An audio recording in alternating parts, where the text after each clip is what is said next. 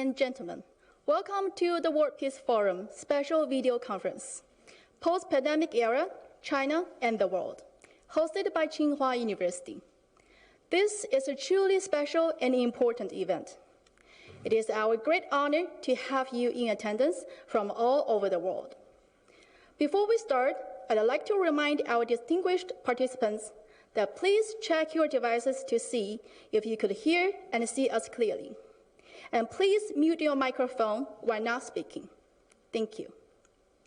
Now, distinguished participants and audiences, let's welcome Professor Peng Gang, Vice President of Tsinghua University, our moderator for the opening session. Excellencies, ladies and gentlemen, it is my immense pleasure to be here for opening ceremony of the World Peace Forum special video conference organized by Tsinghua University. I'd like to extend my sincere gratitude and warm welcome to all of you participating in this important event from all over the world. It's an honor to have Professor Chu Yong, the president of Tsinghua University and chairman of the World Peace Forum, to deliver the opening remarks to the conference. First of all, please let me briefly introduce Professor Chu Yong. Professor Chu was appointed president of Tsinghua University in 2015. Professor Chu has been a member of the Chinese Academy of Sciences since 2013 and professor of chemistry since 2000. Professor Chu is currently a member of the Standing Committee of the 13th National People's Congress, Vice Chairman of Education, Science, Culture, and Public Health Committee of the 13th National People's Congress, and Deputy to the 13th National People's Congress. He took over the chairmanship of World Peace Forum in 2018. Now, without further ado, let's warmly welcome Professor Chu. Distinguished guests, ladies and gentlemen, good morning, good afternoon, and good evening, whichever the case may be. I would like to firstly welcome all of you to the World Peace Forum special video conference. My sincere gratitude specifically goes to all the distinguished speakers, leading academics, and seasoned political leaders participating in the conference this time. Many of you are Tsinghua's old friends and have provided generous support to the World Peace Forum over the years. We are holding this special event because the world is sick. The world is facing an unprecedented public health crisis. In less than half a year, COVID-19 has spread to every corner of the world, infecting millions and claiming hundreds of thousands of lives globally. Since 2012, Tsinghua University has organized the World Peace Forum annually, which usually falls in June or July. Due to the impacts of the pandemic and measures to mitigate the transmission, World Peace Forum, like many other international forums, has to be held online. The world is sick indeed. COVID-19 poses challenges on multiple fronts. The International Monetary Fund warned of the worst economic downturn since the Great Depression. Apart from direct threats to human health, lockdowns caused not only economic disruption, but also societal disruptions. In the face of this major common threat to humanity, unfortunately and unexpectedly, the international community has been extremely slow to form a unified front and make coordinated and effective responses. On the contrary, world politics is witnessing intensified polarization, irrationality, uncertainty, and instability. Former U.S. Secretary of State Henry Kissinger predicted that the COVID-19 pandemic will forever alter the world order. He is convinced that the world will never be the same. World Peace Forum is China's first non-governmental high-level forum on international security. It provides a platform for strategists across the world to promote international security cooperation and discuss how to deal with major security challenges to the international community. Now that the COVID-19 pandemic seems to be putting the world politics into an undesired trajectory, we think it is our responsibility to convene this special conference, provide a platform for leading international strategists to freely interact and try to find effective prescription to problems threatening world peace. Tsinghua is convinced that universities should be committed to social responsibility. We also attach great significance to international cooperation. To help tackle environmental issues, in May 2019, Tsinghua University initiated the establishment of the Global Alliance of Universities on Climate, which is comprised of 12 prestigious universities from 9 countries and 6 continents. On April the 2nd, Tsinghua established the Wanko School of Public Health, which is dedicated to reinforcing the nation's public health emergency management systems and safeguarding global public health security. On April 24th, Tsinghua joined hands with UNESCO and co-organized a special dialogue themed online education in the COVID-19 response and beyond. Excellencies, ladies and gentlemen, we are in a difficult time together.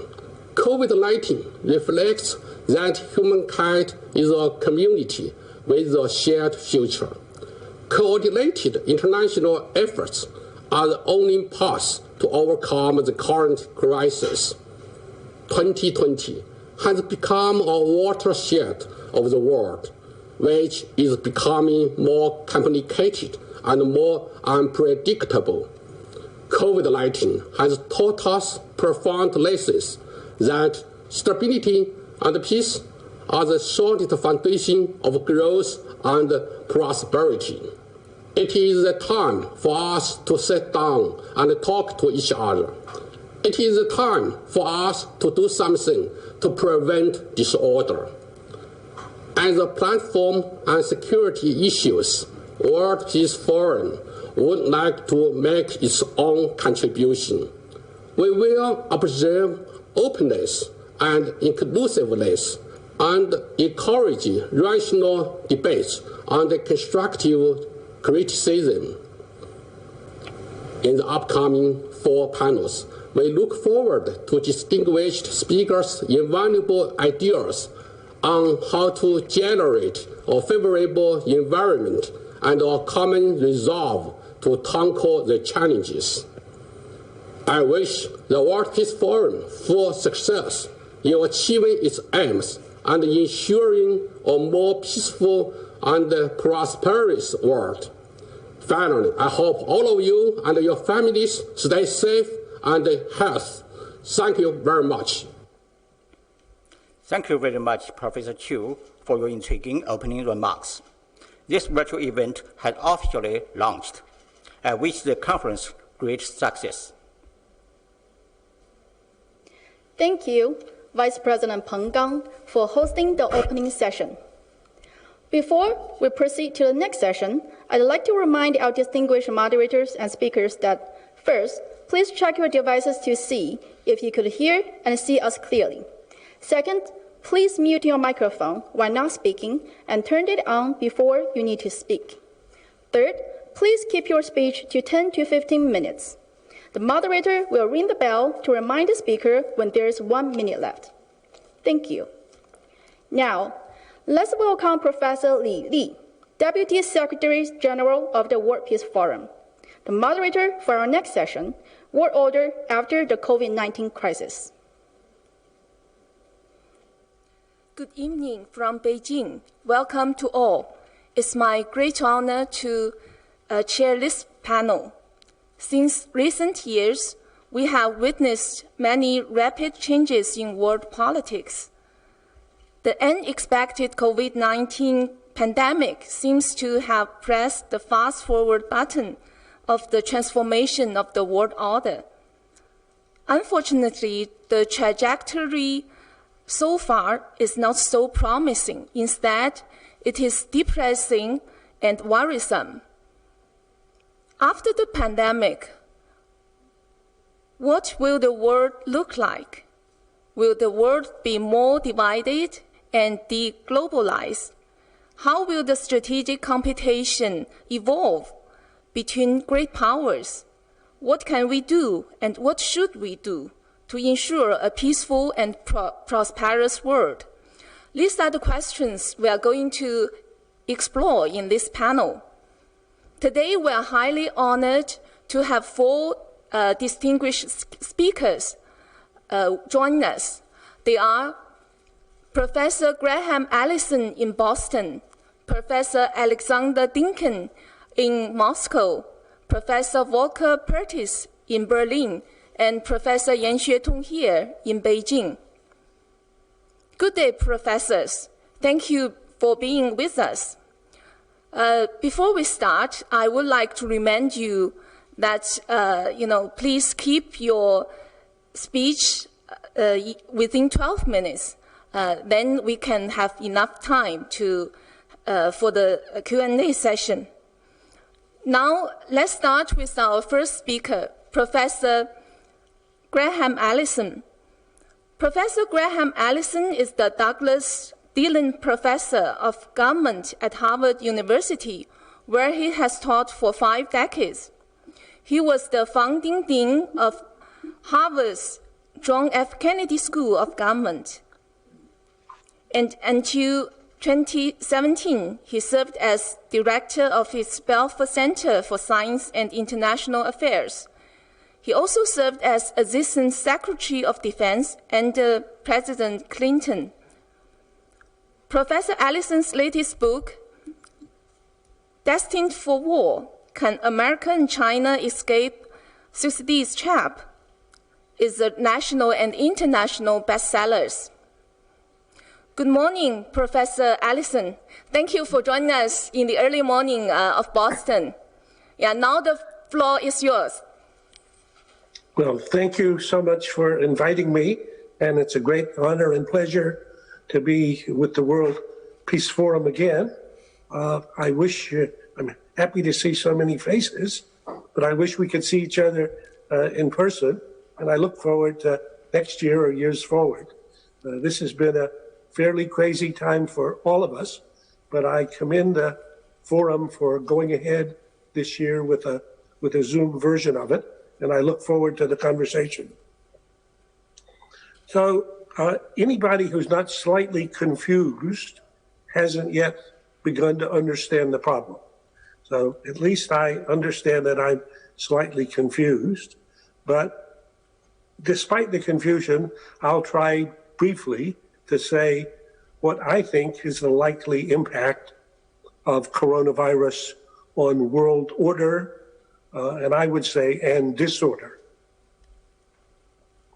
Coronavirus, as I think of it, has struck like a flash of lightning that illuminates distant horizons, otherwise obscured.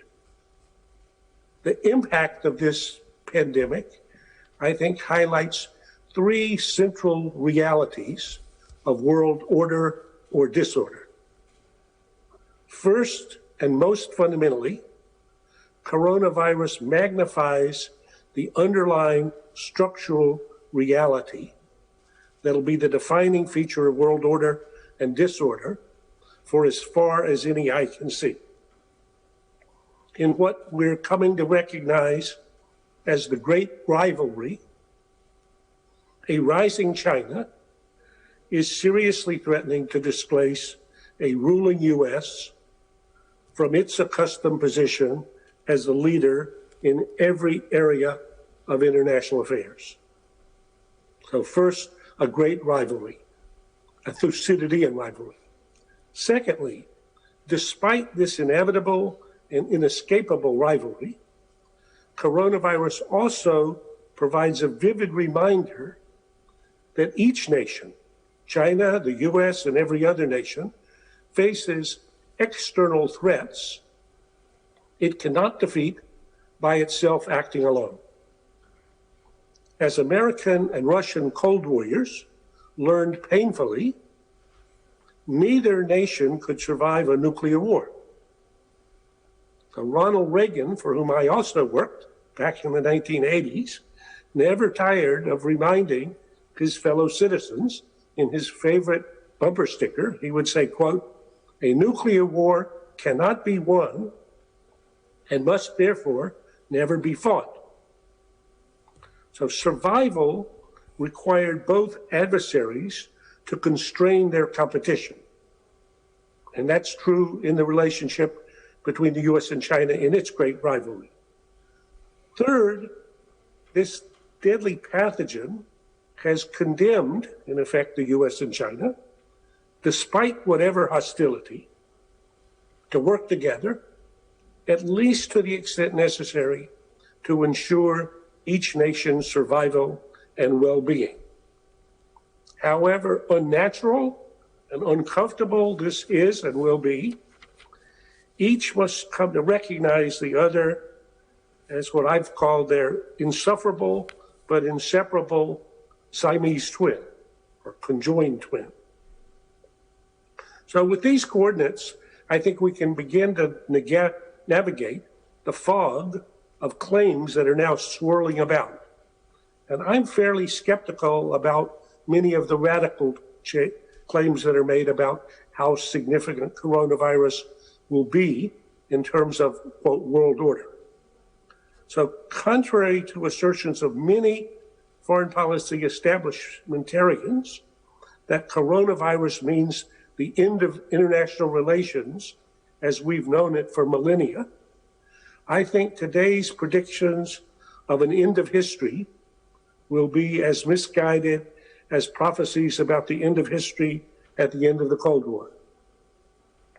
Claims that the national security agenda has been transformed in a world in which major threats come not from other states, but from transnational challenges, I think we'll see in retrospect are delusional. And I also do not believe that we're experiencing a great awakening in which the enlightened leaders of all countries will embrace the solidarity of all 7.7 billion inhabitants on Earth and create a one world vaccine, bury petty nationalisms, and endorse a new globalism.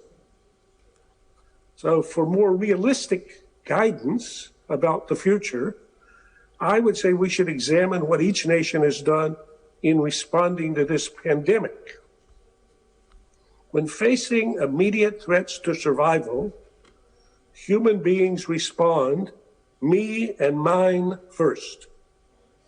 It's no accident that airlines advise passengers, in the case of emergency, to put on their own face mask first before attempting to help others.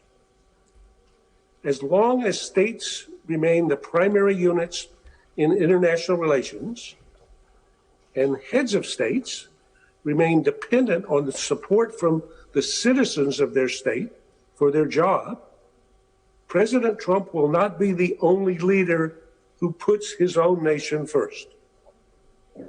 And if one small bomb devastates the heart of a great city, or a state launches a bioterrorist attack 100 times deadlier than COVID-19 against an adversary, or China, in the current circumstances, takes advantage of the world's preoccupation to forcefully reintegrate Taiwan with the mainland, those who've been unhinged by this novel virus will quickly return to Earth.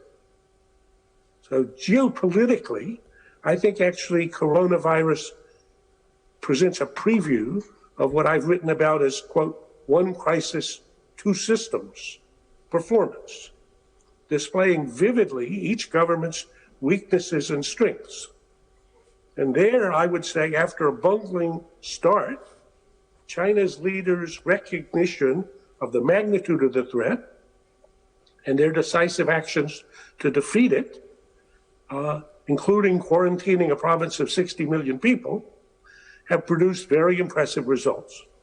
And even though there's a recent outbreak, again, if I look at the response, I think it's going to be successful. I think China's economy in returning to growth and reopening for business is impressive and outstanding.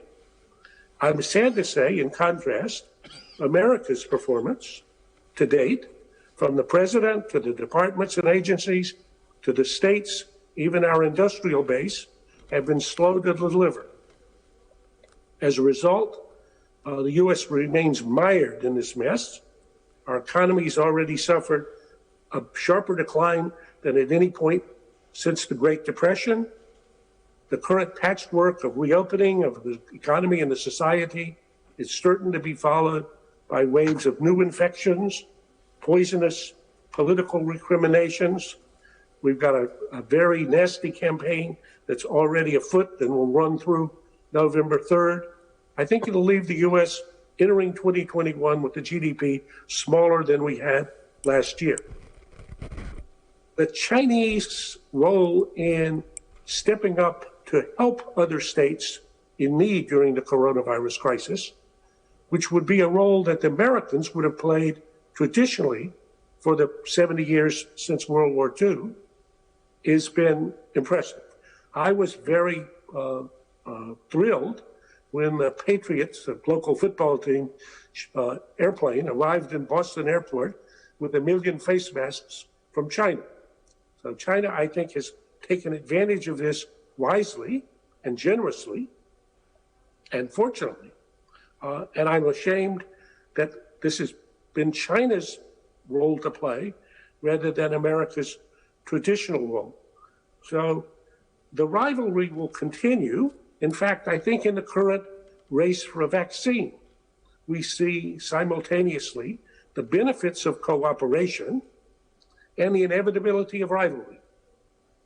By quickly sequencing the genome of the virus and posting it, China provided the essential data for scientists around the world. And there's a very impressive joint venture between a German biotech firm and a Chinese partner, and indeed, I'm happy to say, between Harvard Medical School and the Guangzhou Institute, that underscore the fact that science advances fastest when scientists everywhere combine their strengths. At the same time, the US and China are each doing everything in their power to win the vaccine race. And anyone who has any doubt about which population the winner will vaccinate first is still in need of a dose of reality. Finally, coronavirus will make incandescent the impossibility of the US and China identifying the other either as its friend or its foe. For political leaders unable to see shades between black and white, this may prove demanding. And if so, Thucydides would say they chose their fate. But since our survival is at stake, we must hope that statesmen learn from leaders of our most dynamic companies. Take, for example, Apple and Samsung, who are fierce competitors in selling smartphones, but Samsung is also Apple's essential supplier of components for smartphones.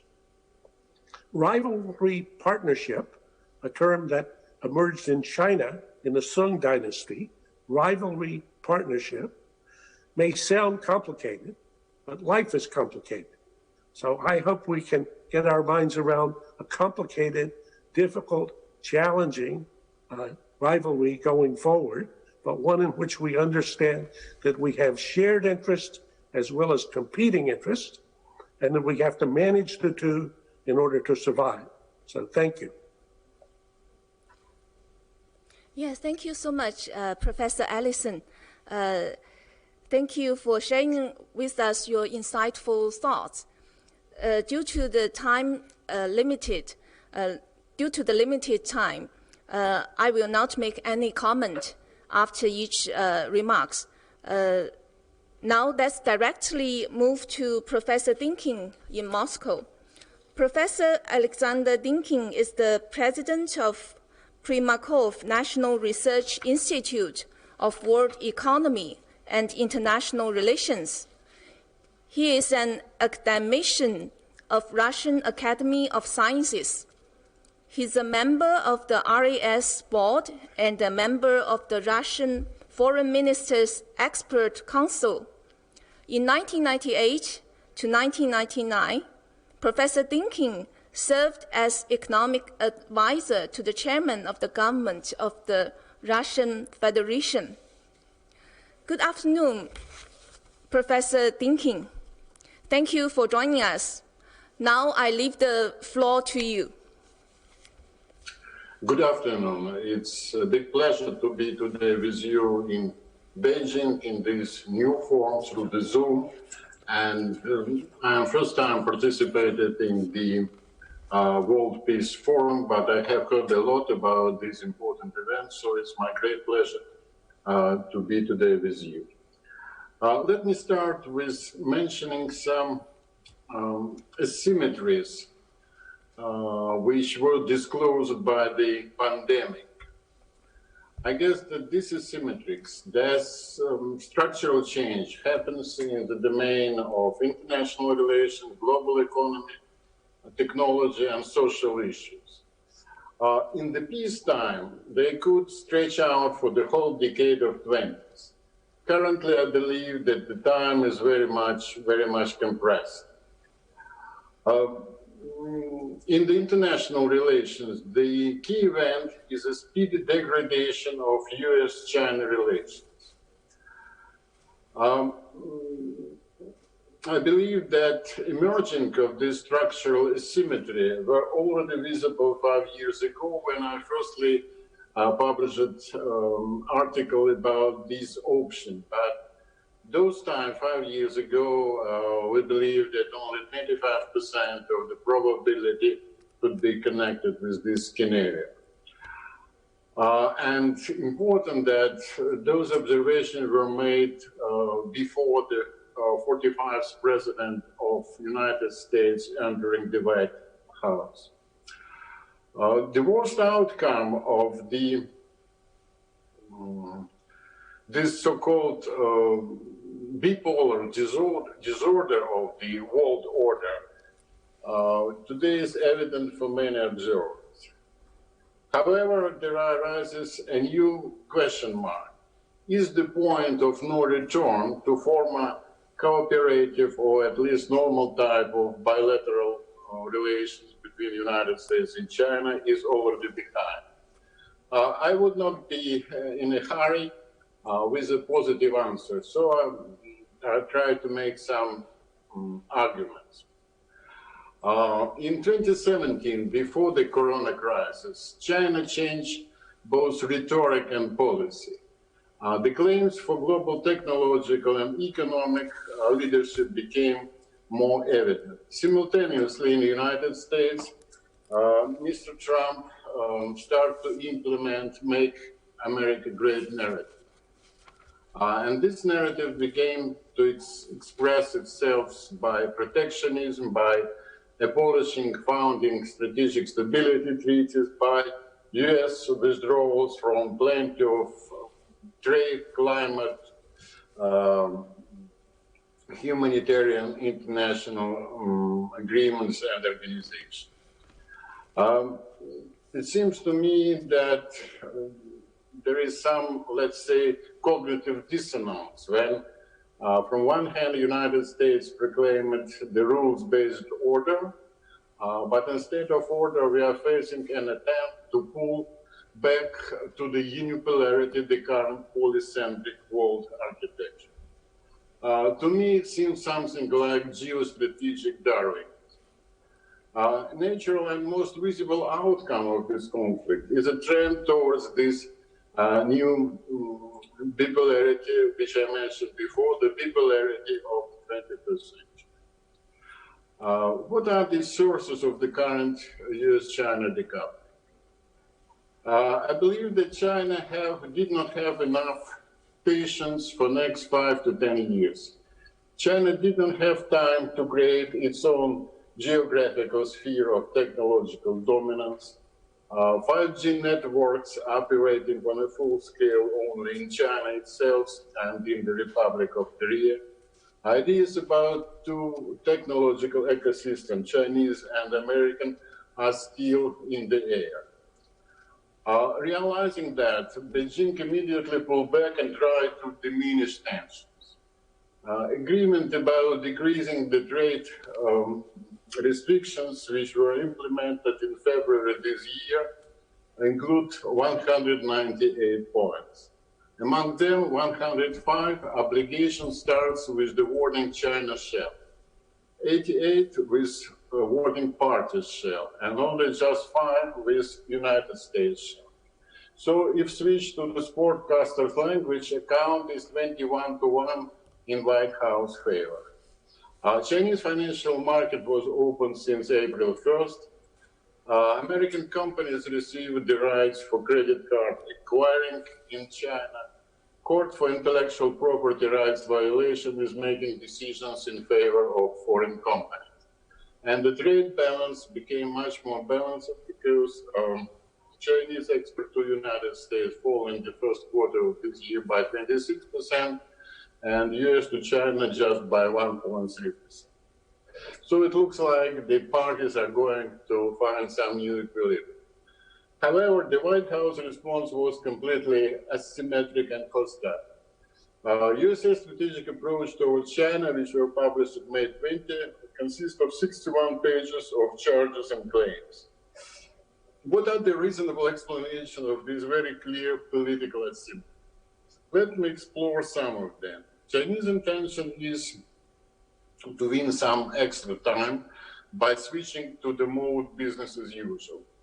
United States intention is to put on the brakes to slow down Chinese growth, especially in the high-tech field, but not to find the mutual accepted outcome.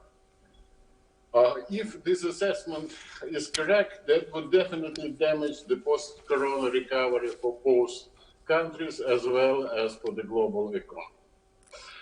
If we switch to more philosophical observations, it is evident that the United States currently is not in the best political, social, and economic shape. Old liberal social contract is expired. Society and elites are very much divided. Social cohesion is challenged. Racial issues came to the surface. Due to these circumstances, in the post-corona world, I believe that much of the United States soft power would evaporate. And that produced, of course, fear and insecurity. And the simplistic response to this challenge is an attempt to unite the nation around the flag under the argument about new external enemy. More than 100 years ago, Sigmund Freud described projection mechanism as one of the methods of the psychological protection. According to projection method, when you do not understand your opponent, you assign him with your own negative features. One example, when 5G technological breakthrough by Huawei happened, that immediately assigning China intention of global spying, despite the fact that in 5G embodied a great deal of German technology. And that mirrored what we learned from the book of the former NSA contractor Edward Snowden about US system of global listening and tracking.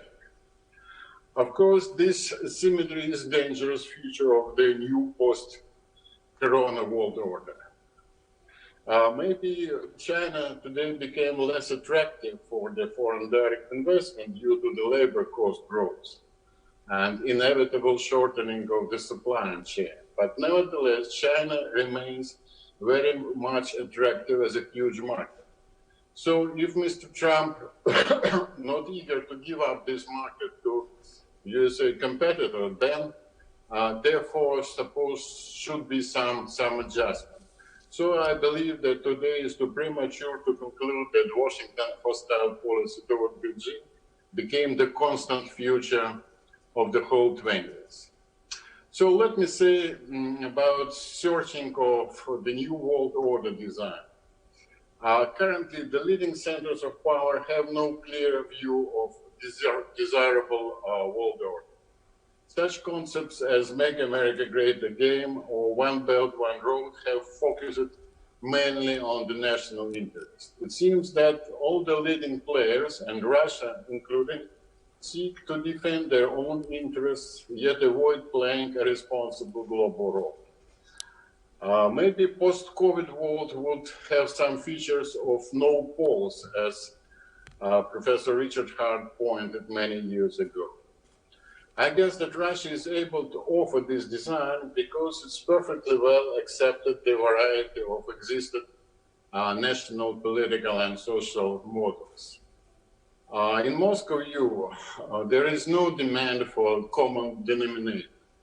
We well known that diversity reduces entropy, and the ideological unification of countries like the world socialist system or the liberal world order has gone to the museum of retired interests, as Mr. Allison pointed not long ago. I guess that one needs not to become disappointed in the ideals, but admit that heterogeneity has proved once again to be more stable than homogeneity. In the meantime, polycentrism without multilateralism or without global governance, lacking instruments of risk management. In the longer run, the key goal is to find a new design of the world order. Let me propose the formula of multilateral responsible leadership. What does it mean? I believe that two important features have to be implemented in this approach. Firstly, universal application of the principles of international law and rejection of double standards in the choice of foreign policy priorities. And secondly, elimination of the attempts to export one's own development models into the other countries. I believe that multilateral responsible leadership does not contradict much with European Union approach to fostering rule-based multilateralism, which names the United States as a cornerstone of this future world order. Thank you. Thank you, Professor Dinkin. I will go back to you in the Q&A session. Now, let's move to our third speaker, Professor Volker Perthes in Berlin. Professor Perthes has been executive chairman and director of Stiftung Wissenschaft und Politik, the German Institute for International and Security Affairs, since October 2005. In 2015 and 2016, he also served as UN Assistant Secretary General and Senior Advisor to the UN Special Envoy for Syria. From 2016 to 2018, he chaired the Ceasefire Task Force for Syria on behalf of the UN. Professor Volker Perthes taught international relations at Humboldt University Berlin from 2007 to 2019. Now let's invite Dr. Perthes to give his remarks. Good afternoon, Dr. Perthes. Please go ahead. Good afternoon, Professor Lee, and thank you for hosting this, moderating this so well, and even pronouncing the unpronounceable Stiftung Wissenschaft und Politik, which is very German, very hard to pronounce for everybody who is not a natural-born German speaker. And thanks to my friend Yan Shutong for putting this forum together. It's a pleasure to be back to the World Peace Forum for another time, even though on on a distance and virtually only.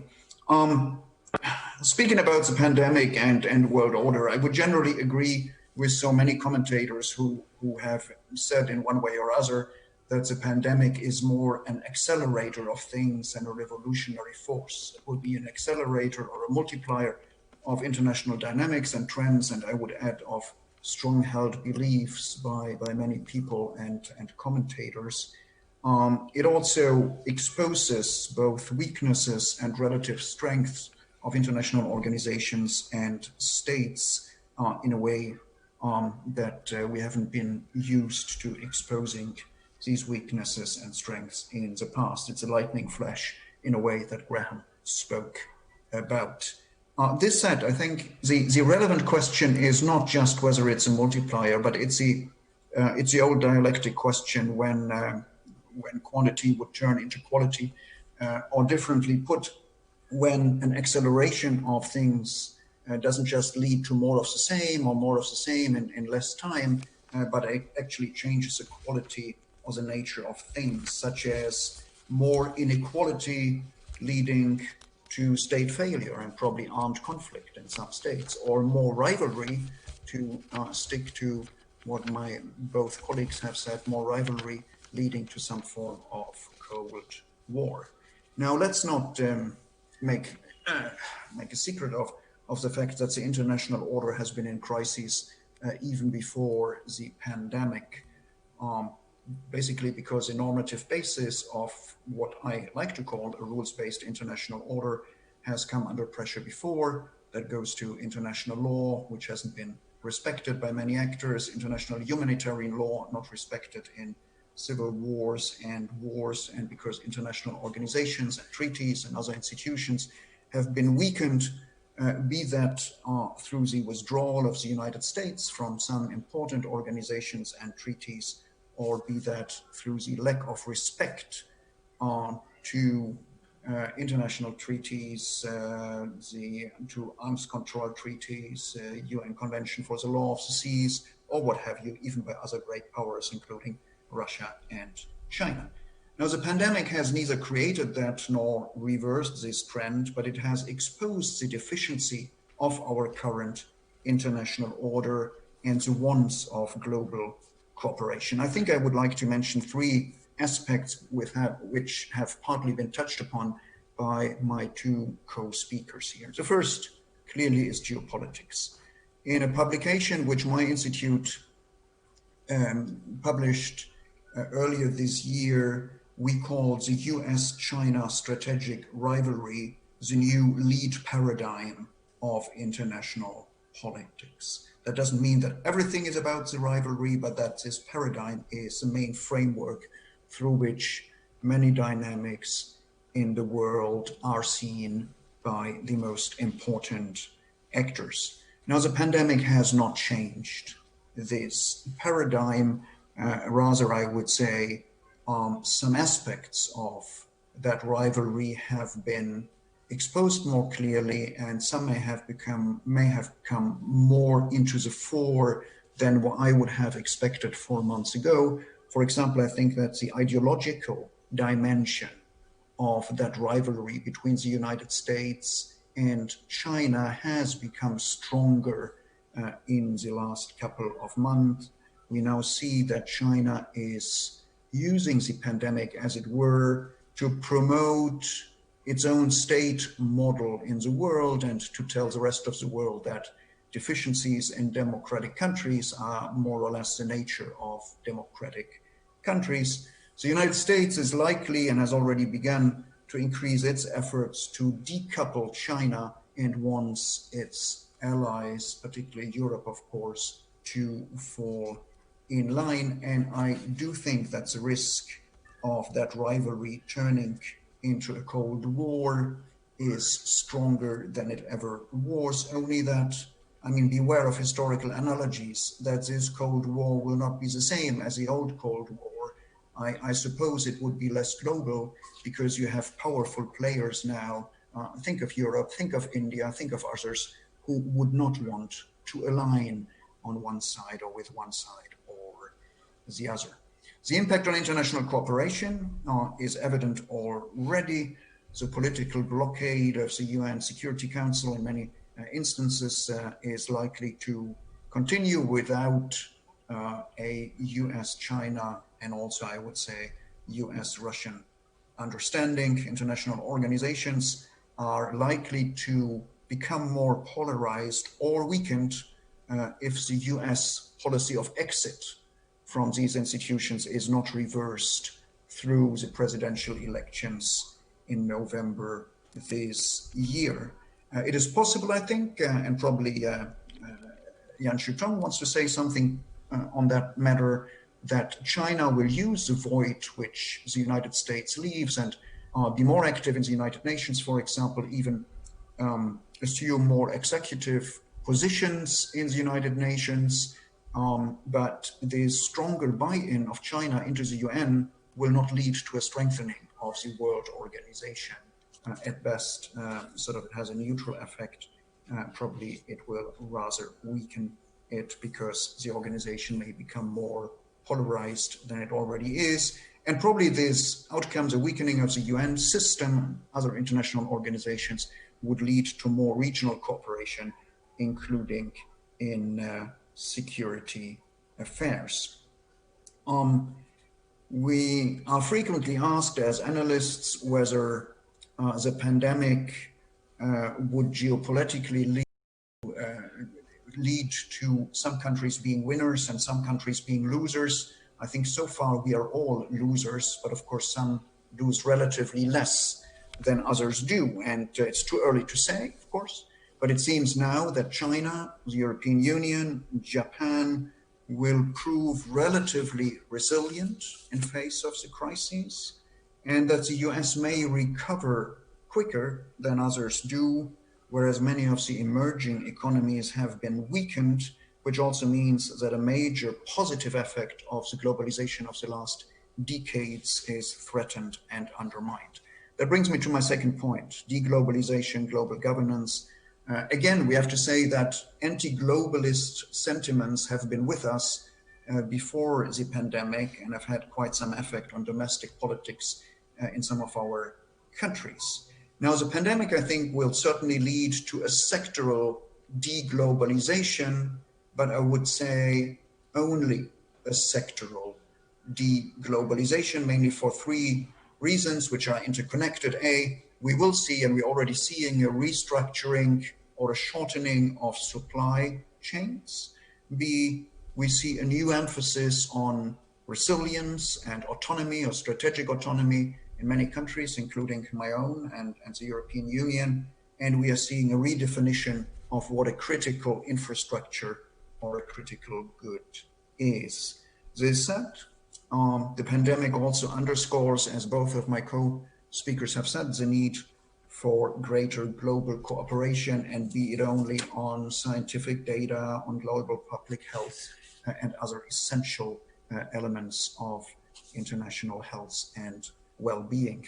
I therefore think, again, we are speaking about selective globalization and deglobalization. We could have a form of new selective globality in some spheres of international politics, particularly where non-cooperation between major states would obviously threaten the well-being, the national security, or the national health of participant states.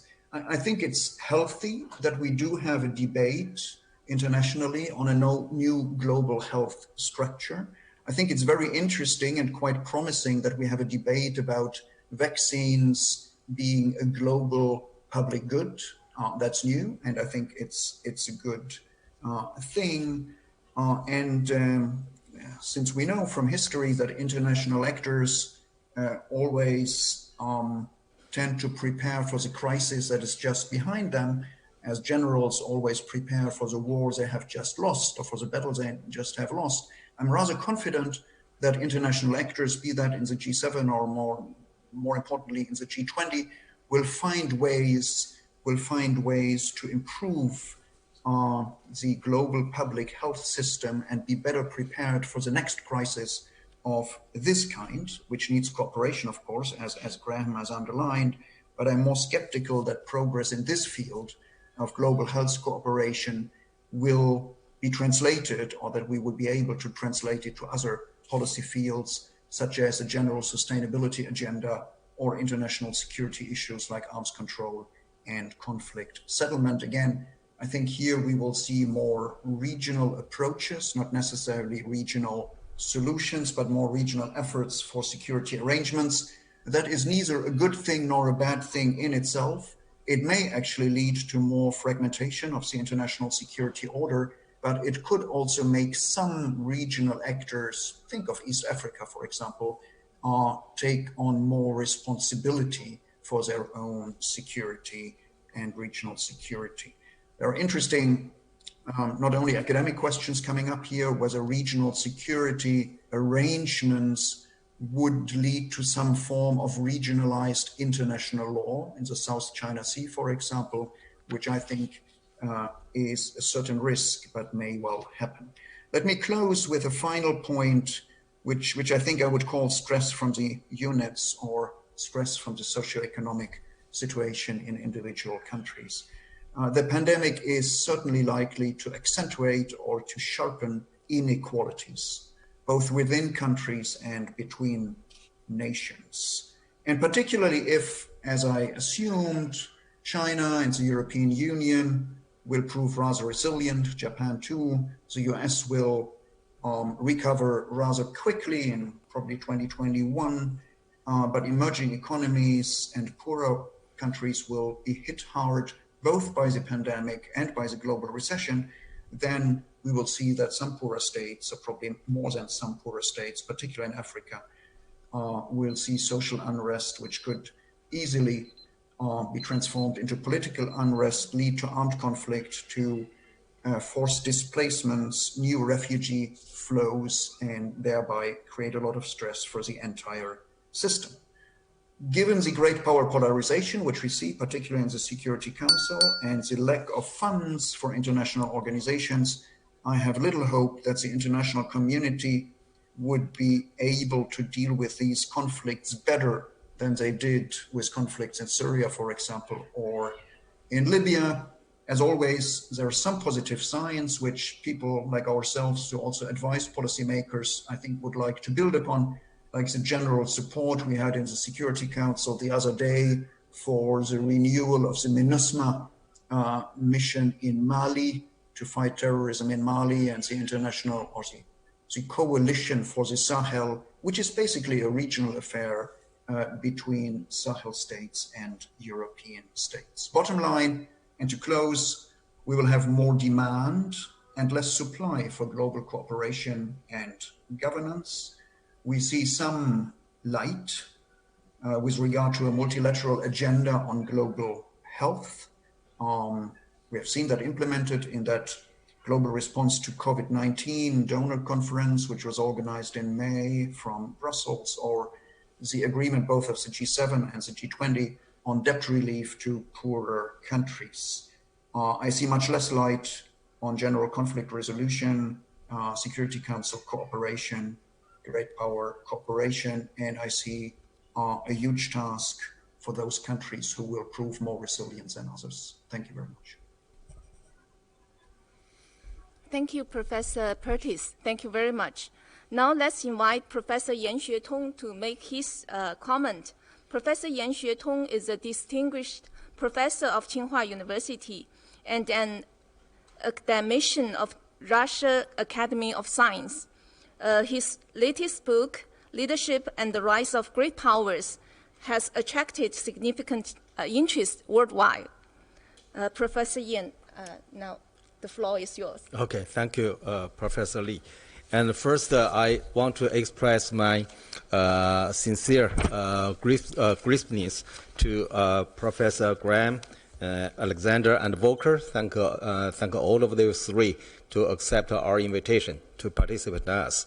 Well, just now we heard your presentation. We found that Graham and Alexander use the term disorder, and Volker used the term Cold War. Actually, from my understanding now, there's a serious debate or the differences between the scholars, whether we are moving into a new Cold War or not. And seems to me, Graham and Alexander are very cautious. They avoid using the term Cold War. And Walker and obviously believe, and it's very possible to have a new Cold War. Well, if we want to know whether we're going to have a new Cold War, I think we have to understand the characteristic of the three historical periods, and the Cold War, and the post-Cold War, and post-pandemic. And from my understanding, if we can make distinctions and about the special characteristics of the three periods, and we can have a judgment or a definition for the coming world. And first, in terms of the international configuration, it was a bipolar during the Cold War and unipolar during the post-Cold War period. And for me, I think it will be a bipolar again in the next 2 decades. I just read Alexander's new paper, and you also concerned it's possible to face a bipolar. And in regards to the world leadership, there were two groups headed by respectively by the U.S. and the Soviet Union during the Cold War. And the U.S. became the solo leadership, or global leadership, after the Cold War. How about now, from my understanding, and perhaps we're going to have a world without the leadership. U.S. do not want to undertake the leadership, and China do not have that capability to take that leadership. And regarding to dominating political values, and there were ideological confrontation between liberalism and communism during the Cold War. And after the Cold War, and then we find that American liberalism dominated the world. How about now?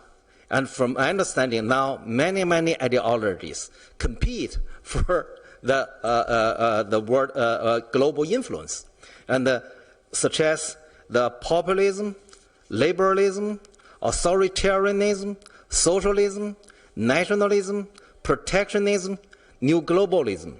So you find that many ideologies compete for the influence. That means that there's no dominating and global ideology. And in aspect of the international norm, and we find that double standard hegemonic norms dominated the Cold War. And during the Cold War, U.S. and Soviet Union and adopt one type of norms to dealing with the allies. The other kind of norms and for non-aligned countries. After the Cold War, and the international norms dominated by liberalism, and that's why we call the liberalist order. And actually, and mainly by what? By American liberalism. This liberalism and becomes mainly include democratization and marketization and globalization. And in the coming post-pandemic world, from my understanding, the sovereignty norms will gain momentum. And nowadays we have heard that the sovereignty in cyberspace and digital sovereignty and the sovereign digital currency and the national control of the dual usage products trade and the free control of the free international travel, and mainly dealing with immigrants. So from my understanding, the norm is going to change, already start to change, and actually it's moving in the undesirable direction. And in terms of international organization, and the role of the international organization increased gradually during the Cold War, and they become very influential. And after the Cold War, right, and why the role of the international organization spread into many sectors, mainly because they set up a lot of international organizations. How about the situation after the pandemic? To my understanding, and the role of the international organization is declining. And if the World Health Organization cannot provide leadership for the world to do the counter COVID-19, and I doubt the other international organizations can do better than it. And the UN also didn't show its capability. And regarding international agreements, and both the multilateral and the bilateral agreements have a strong impact on signature countries and during the Cold War. In the Cold War, most of the countries will constrain their behavior according to international treaties. After the Cold War, leading powers, and mainly the U.S., and to start to withdraw from some international treaties, and mainly in arms control treaties. And then some country and start to abandoning the constraint and by the international treaties. Nowadays we find that and international treaties and agreements, no matter bilateral and multilateral, have a less and less constraint on the members of these treaties.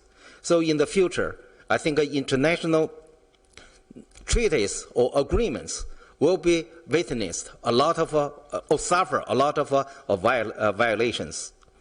And regard to the political identities, and the countries were categorized as a Western, Eastern, and the third world, and during the Cold War, in the first half of the Cold War.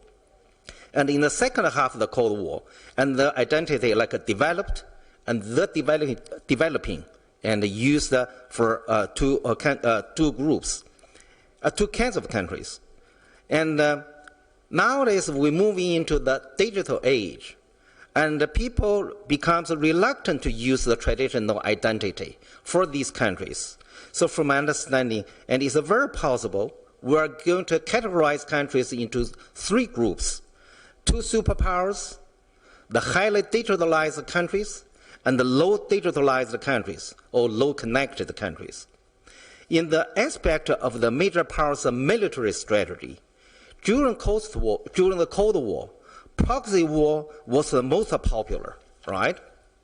And after the Cold War, hegemonic war becomes popular. That's mainly the war initiated by the U.S. And his allies. And the targets always the non-Western countries. And after the pandemic, I would guess there's not that much direct war or proxy war. And even hegemonic war becomes less. Then what will be more? The cyber war. And the war on the internet, on the cyber, and will become popular. So with regard to the foreign strategy adopted by the middle and the small countries, alliance was the most popular. And during the first part of the Cold War. And then in the second part, and the third world countries and shifted from the alliance to non-alignment alliance movement. And the Western countries still insist on the alliance strategy.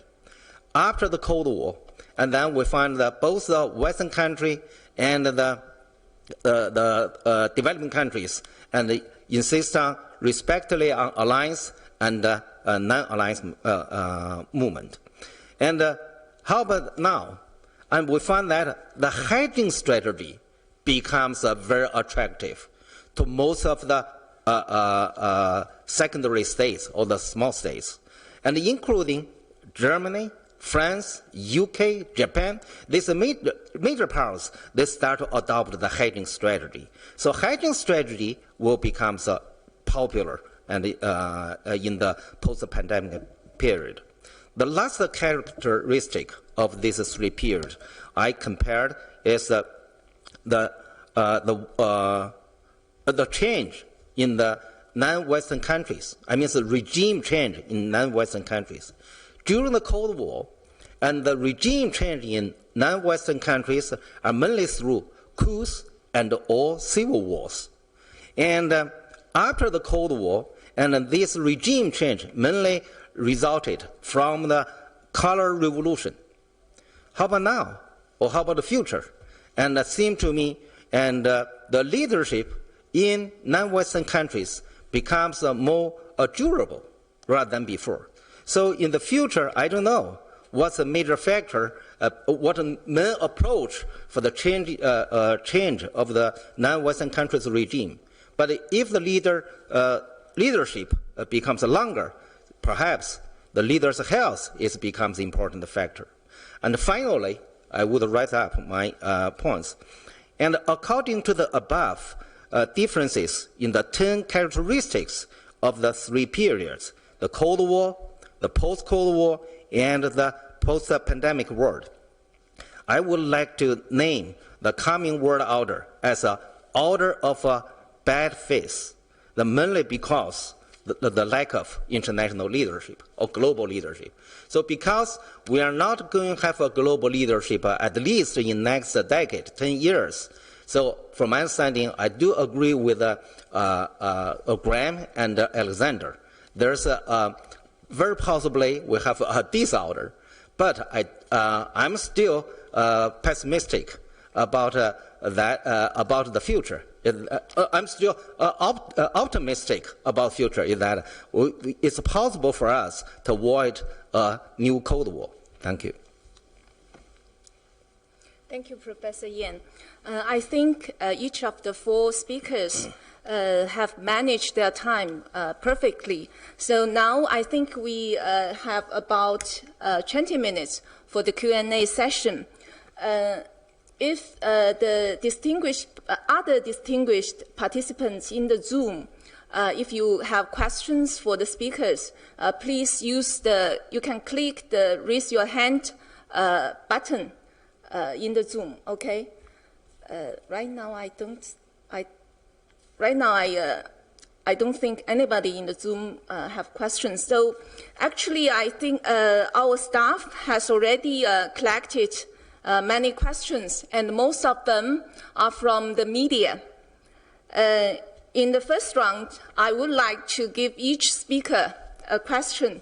Again, due to the limited time, please keep your response no more than 3 minutes, to each question. And the question for Professor Allison from Financial Times. How will the pandemic shift the global power structure? The question for Professor Alexander Dinkin is from, I think, China Review. Affected by the coronavirus, some countries may adjust their industrial chain policy. How do you view the feasibility of the industrial chain reorganization of the whole world? I think China Newsweek and Jiemian News, they also have the similar question. Question for Professor Walker Purtis. Is from both Global Times and China Review.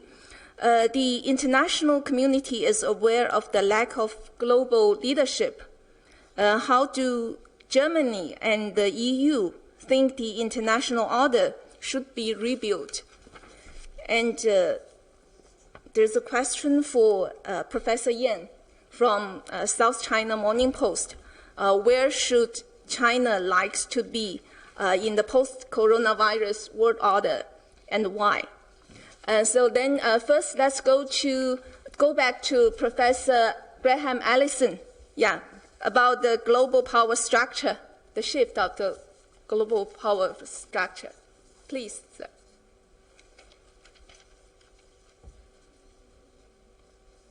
Professor Allison? Can you hear me?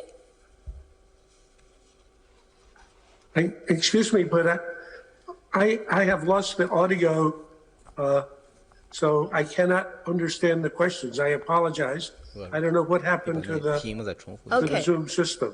Okay. So I've been trying to lip read what my colleague said, and therefore cannot hear the question. I apologize. The question is, how will the pandemic shift the global power structure? It is from the Financial Times. Yeah. Can you hear me, sir? So again, I'm sorry, but I cannot hear the question. Okay. Because my audio is not working. I don't know what happened. Yeah, maybe I go back to you later. Yeah. We enter the meeting, but it didn't. I was unable to. So I'm only listening by lip reading, and I apologize for not being able to engage in the conversation. Okay, no problem, sir. Yeah, maybe our staff can help you to get you reconnected, maybe. Or maybe let's start. Let's go to Professor Dinking. Yeah, the question about the reorganization of the supply chain or the industrial chain. Yeah, please, sir. Thank you for your question, Chinese Review. Well, firstly, I believe that we are facing the new type of crisis. And this crisis is, the source of this crisis is external for the global economy and global financial system. And the black swan is coming from the, let's say, medical, from the pandemic side, while everybody expected it from the side of the climate change.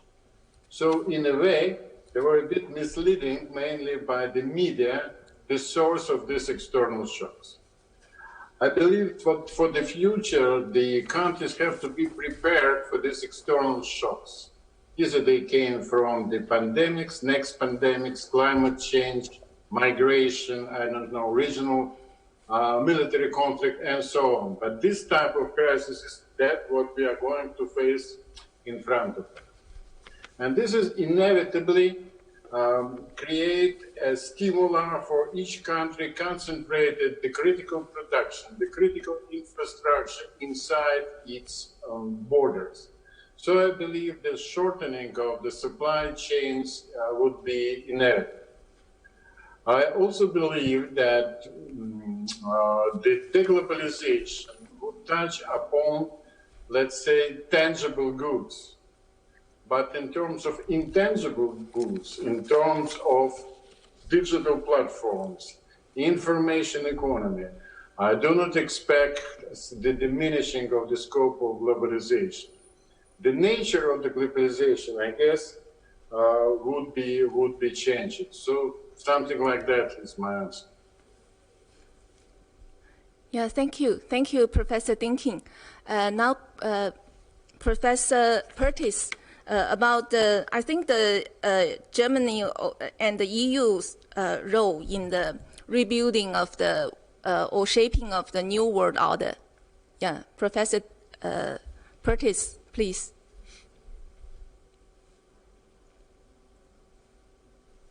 Sure, let me try. I guess it's always easier to say what countries or nations don't want than what they actually want, whether they have a clear vision.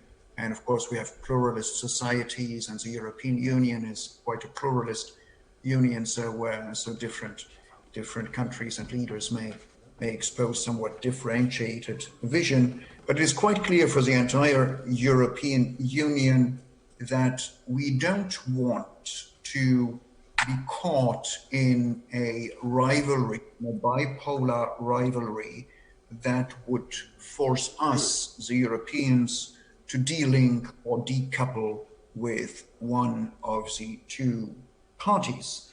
The EU, the European Union, has been living best with a liberal order, which has been able to guarantee peace and stability and security through international law, global cooperation, and let me use a word that has come a little bit out of vogue, interdependence. Stability, EU, and particularly the German lesson from the Cold War is that even if you have a strategic rivalry with a closer or far away neighbor, you provide peace in that rivalry through creating relations of interdependence and cooperate. And let me mention that even in the Cold War, Russia, which of course was the Soviet Union at that time, and Germany dealt extensively in energy products, oil and gas,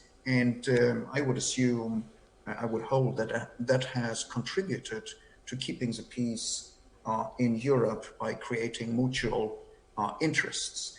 So that would be one of the recipes we would carry into a new order. And the general approach, and because by that of the European Union, is an order built on multilateral cooperation or multilateralism and rule of law.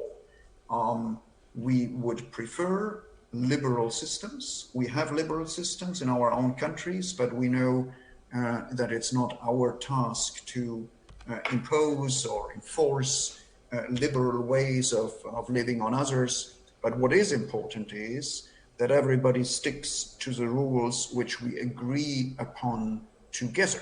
And much of the body of international law has been, even though it's sometimes referred to as sort of the normative basis of a liberal world order, has been agreed by all nations. That is for the main body of international law, that is for the main arms control treaties, that is for something like the international, the UN law of the seas and many other things. So we would strive and build, and Germany and France have rated an allied multilateralism and international Okay. order with. Yeah, thank you very much, Pertis. I think you have made it very clearly. Now, Professor Yan, how about... which is built on multilateralism and driven by a common acceptance of rule of law, international rule of law. Okay. Yeah. No voice. Yeah, no voice. Yeah, maybe some problem with the connection. Yeah, sorry for Professor Pertis. Yeah, maybe I will go back to you later. Now let's move to Professor Yan. Yeah. Well, okay, thank you, Professor. The question about China's position. Okay. Yeah. Now, my question is about what's China's role or position in the coming world order. Well, what kind of role, how much China can have impose its influence on shaping the world order, I think mainly depends on its capability. Or I mean, it really depends on how much it can narrow the power gap with the United States. So if China can narrow the power gap and quickly, that means China's impact on the world order increases fast. And if the U.S. can enlarge the gap, and make China and the power gap between China and U.S. enlarged by the U.S., and China's influence on the world order will decline. So that means talking about degree of China's impact on the world order.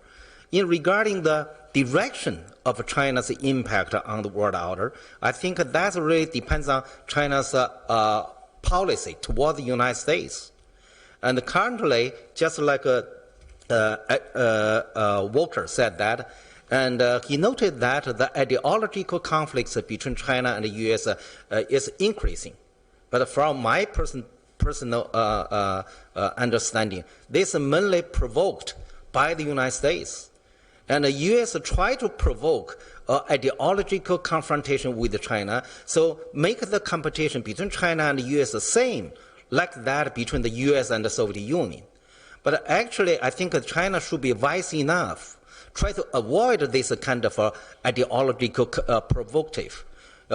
provocation. So if China purposely avoid and the U.S. ideological provocation, and it will be very possible to stabilize the international order and to prevent uncertainties of the world order.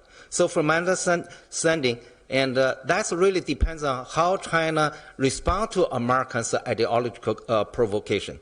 And if China adopts a tit-for-tat strategy to dealing with Americans' ideological challenge, I think the impact and will be negative on the world order. Yeah, thank you, Professor Yan. Now maybe we go back to Professor Allison. Yeah. Can you hear me, Professor? Professor Allison, can you hear me? Can you hear me? No. Oh, I'm really sorry. Okay. I'm really sorry. Yeah, just now I think Professor Pertis, also something wrong with the connection with you. I don't know whether you have already finished your response. What we got here is that you think neither Germany nor EU would like to be caught in the China-U.S. rivalry, and EU will observe the multilateralism. Yeah. Do you have anything to add to that? Well, I think you summarized it well. I think the mainstay or the main message for what the vision is for a world order as seen or preferred from Europe is actually a world which is built on multilateral cooperation and international rule of law. And that's the purpose for that alliance, so-called alliance of multilateralism. Personally, I'm not a big fan of that word, actually, but that has been chosen by the governments of Germany and France, and many countries have joined in. And I think it's, in essence, a good attempt to foster multilateralism and multilateral cooperation, particularly in times where greater powers like China and like the United States seem to head towards a rivalry which, just to make that clear, maybe it wasn't entirely clear when I spoke first, does not have to lead into a Cold War, not at all, but runs the risk of going that way. Thank you. Okay. Yeah, thank you, Professor Pertis. Now, I think we have 8 minutes left. Yeah, there's a very interesting question from National Public Radio.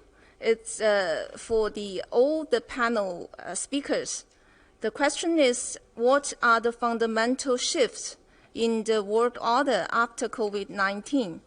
Will we be better or worse off? I think some points already touched upon by the speakers, but I would like to request each speaker to answer this question.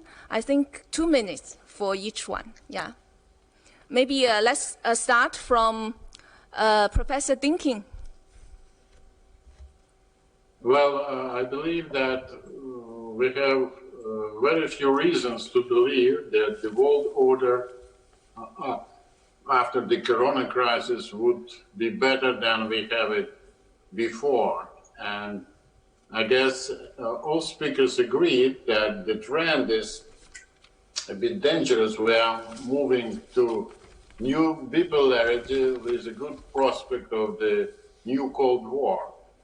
And I guess this is not in the interest of everybody, and not in the interest of European Union and Germany, for example, because if this confrontation would sharpen, despite of these slogans of strategic autonomy, the Germany inevitably would join the camp of the United States. It's, I guess, this point do not need any arguments. Same true about Russia. It have to be more closer to Beijing if we would see this bipolar world order disorder, as I called it.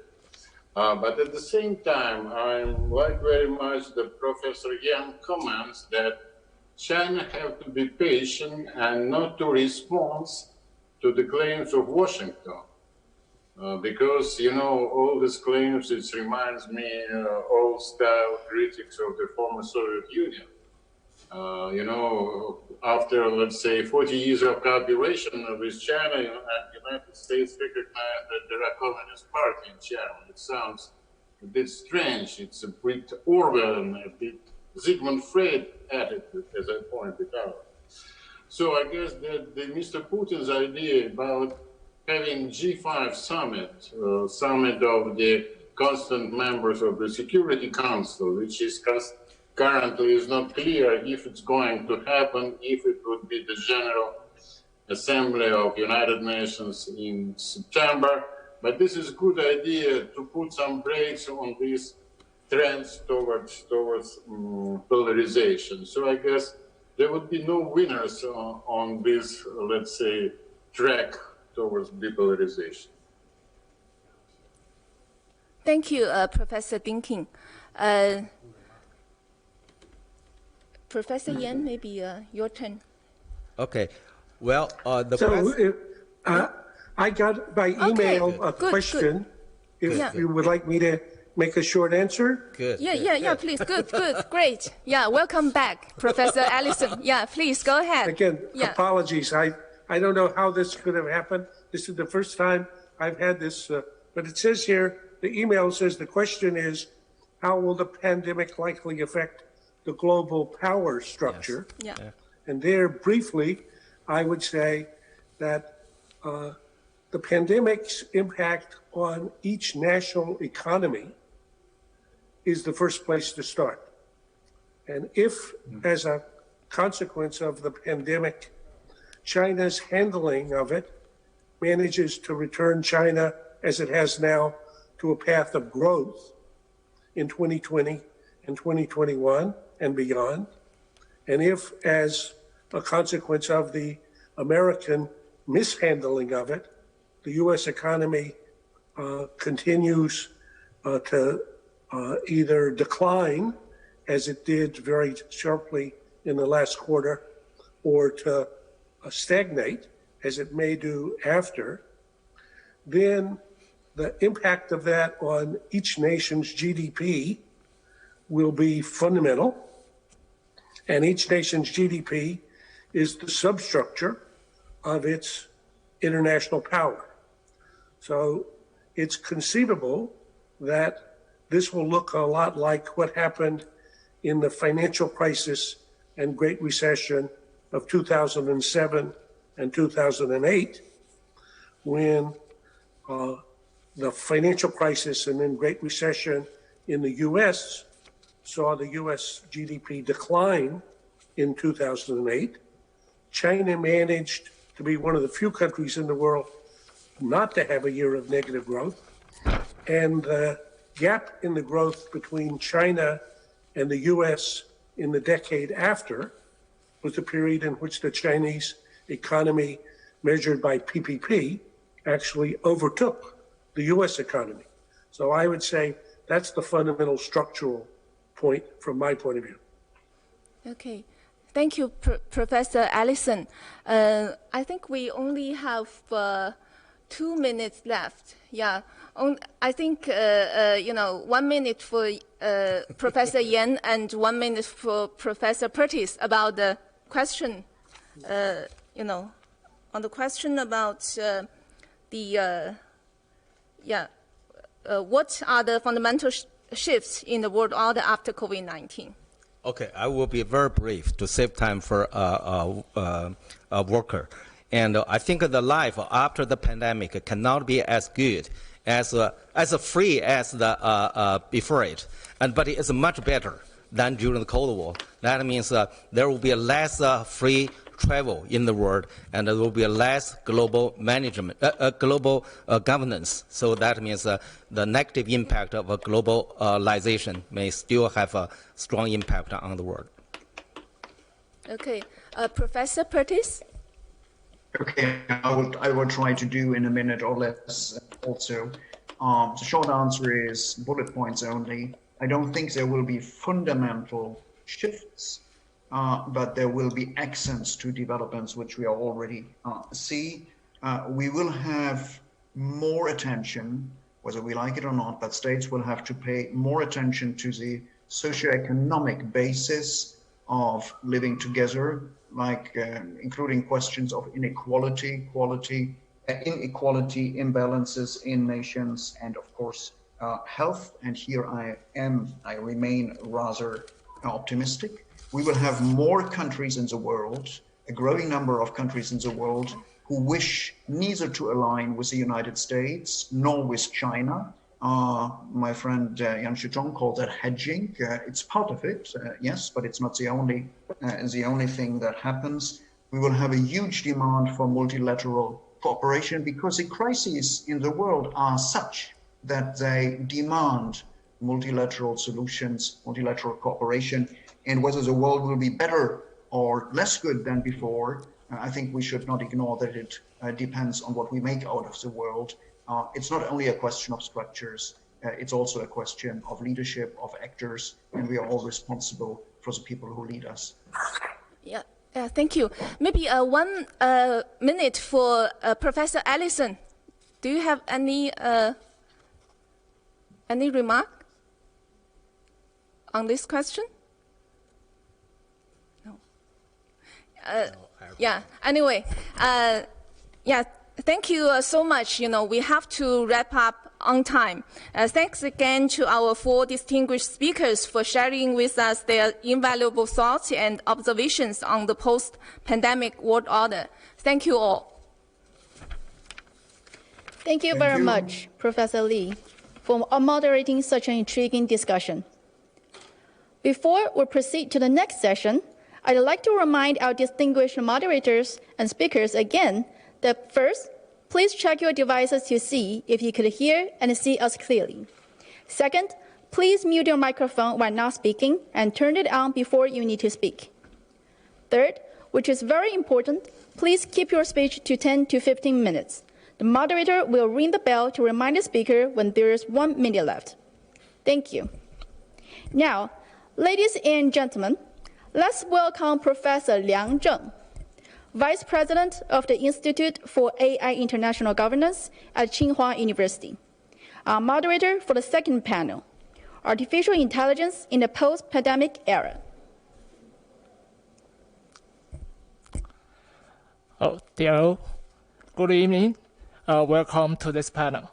I'm Zheng Liang from Tsinghua University. So in this panel, we will discuss artificial intelligence in the post-pandemic era. It's my honor to be here to serve as a coordinator. So I am now serve as a professor in the School of Public Policy and Management of Tsinghua University, as well as the Vice President of the Institute of AI International Intelligence. As we all know, artificial intelligence has been one of the most promising technologies during this age. During the COVID-19 pandemic, it also joins the combat. People could see AI in many battlefields, including surveillance, contact tracing, testing, and screening, smart healthcare assistance, treatment and vaccine research, and even pandemic prediction itself. However, there are many debates on the privacy, safety, and security issues brought by AI. What are AI's major contributions in this combat? How to assure the public about the benign use of AI technology? Should AI contribute to play more important role in surveillance to prevent a future pandemic? What should be the principles and the right lines for AI utilization in the post-pandemic era? How can the U.S. and China cooperate on such issues and contribute to the rest of the world? Well, we will explore all these important and challengeable issues in this panel. In this panel, we have 5 distinguished panelists, 2 from China, 3 from US. So I will just give a very brief introduction about our panelists.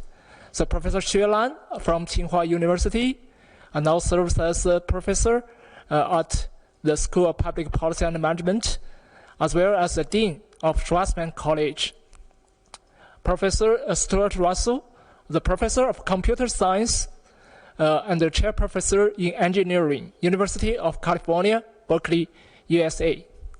Professor Zhang Yaqin, the Chair Professor of AI Science, Dean of the Institute for AI Industry Research in Tsinghua University. And Mr. Wendell Wallach, so the consult in the Hastings Center and the Chair of the Technology and Ethics Studies Interdisciplinary Center for Bioethics in Yale University, USA. And the last one, Professor Max Tegmark, the professor at MIT and the president of the Future of Life Institute, U.S. Thank you for all your participants for this panel.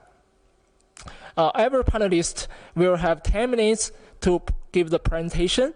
I will keep the time strictly and ring the bell at the last minute.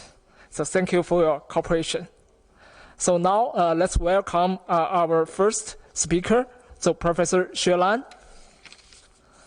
So I will give a very brief introduction about Professor Ciolan. Professor Ciolan is now the Changkang Chair Distinguished Professor in Tsinghua University.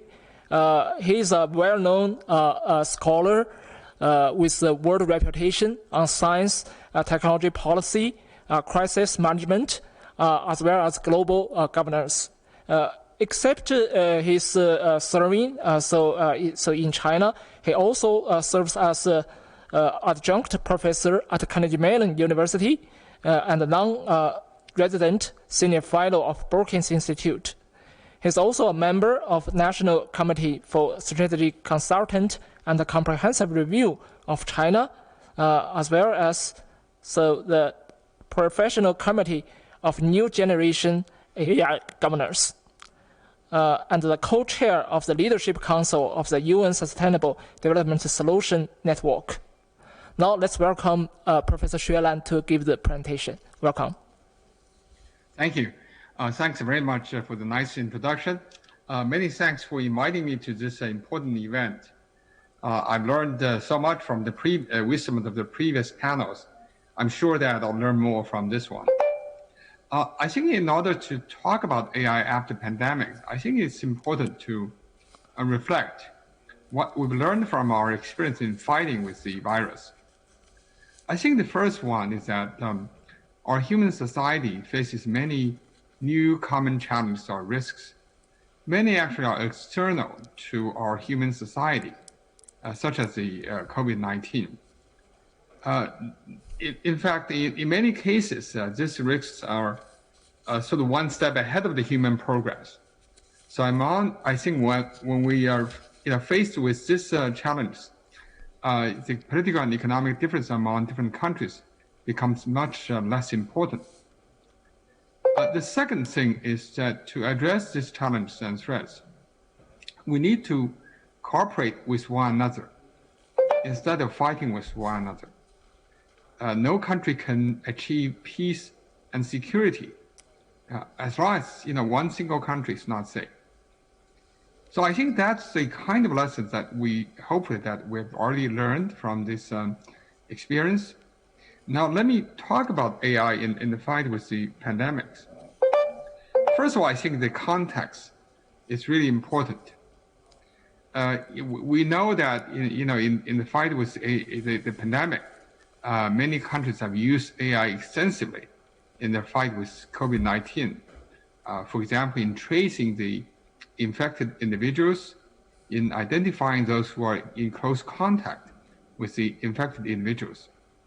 Many of these use would not have been possible in some countries were not for the purpose of fighting with the virus. The invasion of personal privacy was permitted only because so doing, much greater public health benefits can be gained. So the underlying lesson is that the context of the use of the technology is important. But the second is that the precaution is needed. While we're saying that in some extreme cases, indeed, for example, in the fight with virus, we do actually want to to allow, the technology to be used in many ways. But at the same time, allowing people to use some of the sensitive data does not mean that we have to write a blank check to the people who are using this data. The caution and care is still possible in trying to minimize the use of the private data and to protect the privacy of the people. One recent example actually, was just found, a day or two ago, is the open safe file analytical sort of platform, which can help researchers to find out how the 17 million UK National Health Service patients, how they are linked with the sort of deaths of COVID-19 in hospitals. The team that developed the platform worked extremely hard to implement very high standards in protecting the privacy of the people. So I think that's sort of one example of how actually you can use the data, but also, you can use the technology, but also develop very sophisticated sort of ways to protect the privacy and the sensitivity data. So I think what we've learned from AI's use in the fight with COVID-19 is that AI is just fundamentally a tool, the same as other technologies that can be used for good purpose, but it may also be abused so that proper care should be taken. In particular, as I mentioned before, context is important. Different countries have different needs, and therefore, sometimes this technology is used in different contexts. So it's probably not a good idea to charge a company or a country just simply because of the technologies used in a different context than the ones that you use in your own country. The second thing is that governance is also important. I think we talk about precaution, but how to implement it? How do we know companies are really implementing it? These are the sort of issues now we have to struggle with. I think so. So I think that we need to come up with robust governance system to play its role in be it technology or the institutions or the combination of both. I think that I see in the last year or two, I've sort of had the experience of working with the China's national expert committee on AI governance. So we've tried to learn from our international colleagues and to come up with ethical standards and ethical the principles.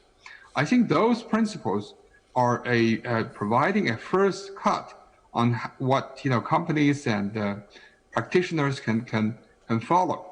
But again, how do we implement that is still a challenge.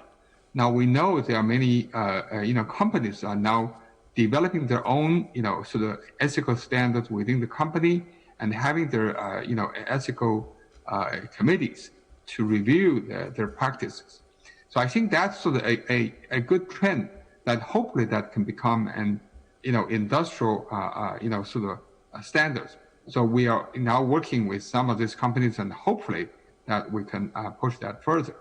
But again, I think that that's something that we can learn on companies in the U.S. and China.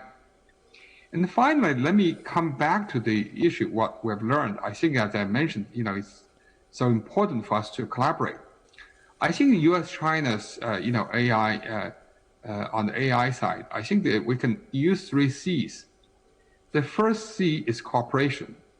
I think that the major risks of AI to security, I think it's some unknown individual institutions when they develop technologies that actually may threat the peace and security of the human society. I think in that case, U.S. and China should really cooperate with one another to make sure that indeed we join the fight with those kind of threats. The second kind of issue is the collaboration. The second C is collaboration. I think actually U.S. and China has worked, the scholars have worked very closely in AI research. According to analysis, my colleague helped me to find out actually about 15 to 18% AI papers, either in the U.S. or in China, are the outcome of joint research work among the collaborations by the collaboration of scholars. So I think actually that's the kind of things that we should promote rather than to stop, to have a better understanding of the technology and have, find better ways to use the technology. And the third C is competition.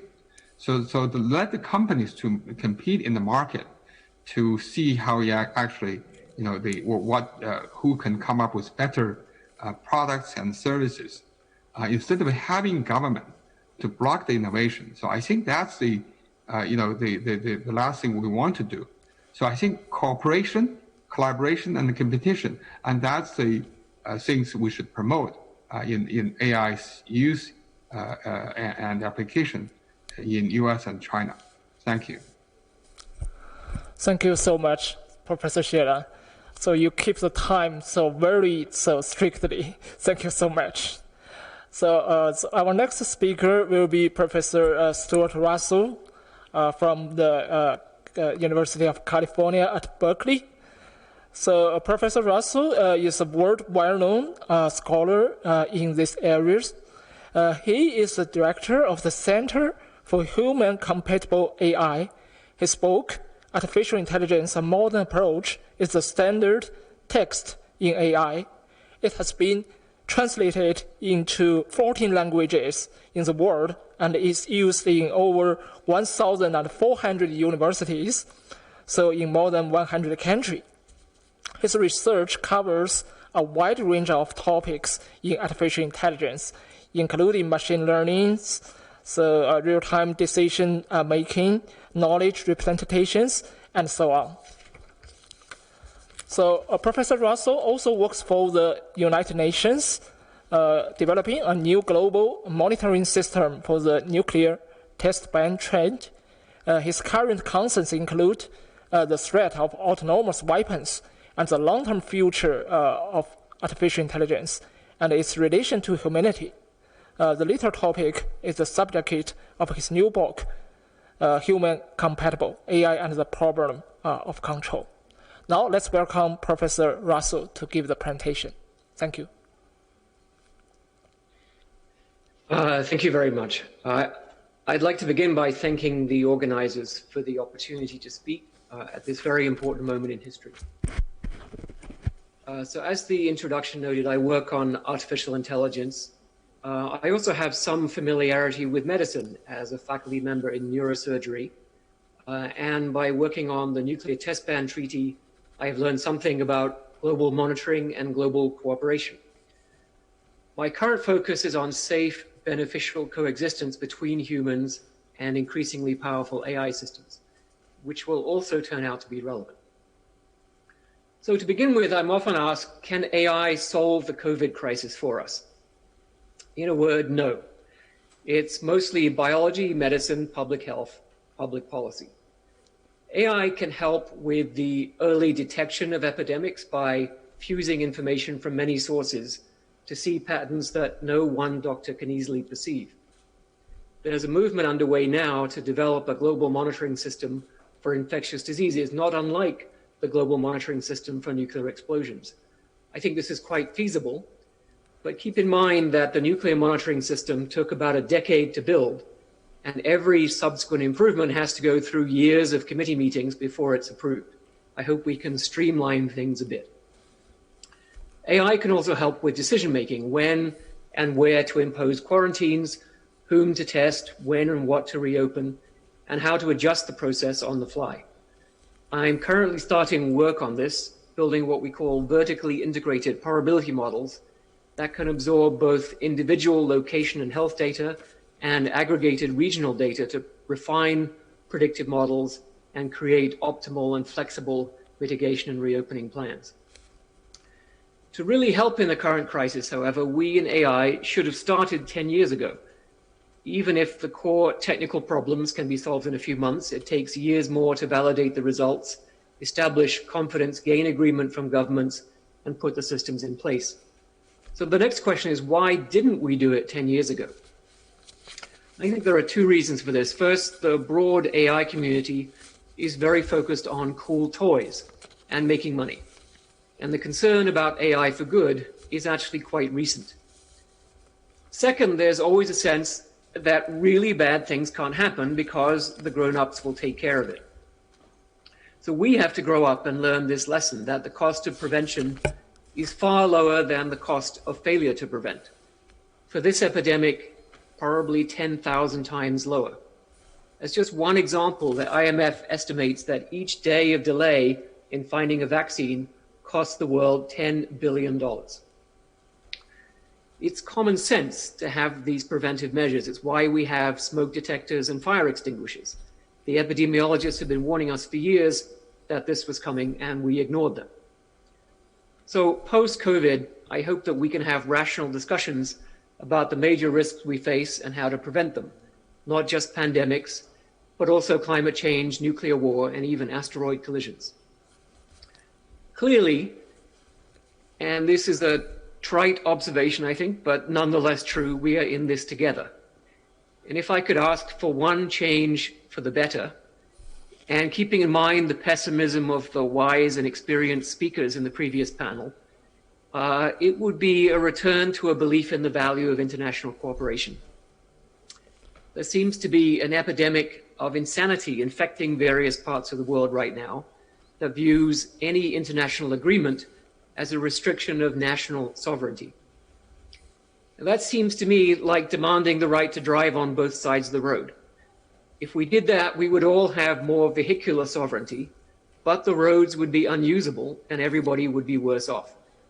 And that's exactly the situation that we are in now. I hope we can do better. And in the immediate aftermath, for example, we must agree on and implement the global monitoring and response mechanisms for infectious diseases that I mentioned earlier. I'd also like to put in 3 personal requests on the agenda for global agreements. First, enshrining a human right to know if we are communicating with another human or a machine. Second, banning machines that can decide to kill humans. And third, avoiding an arms race in creating superintelligent AI. The first one, knowing if we are communicating with a machine or a human, ought to be straightforward. We owe a duty of at least politeness to humans, and we expect understanding and respect in return. Neither is true for machines. There is no excuse for the dishonesty involved in pretending to be human. It may feel relatively harmless now, but it will become far more dangerous if we don't stop it soon. The second request, a treaty restricting or banning lethal autonomous weapons, is already the subject of international negotiations.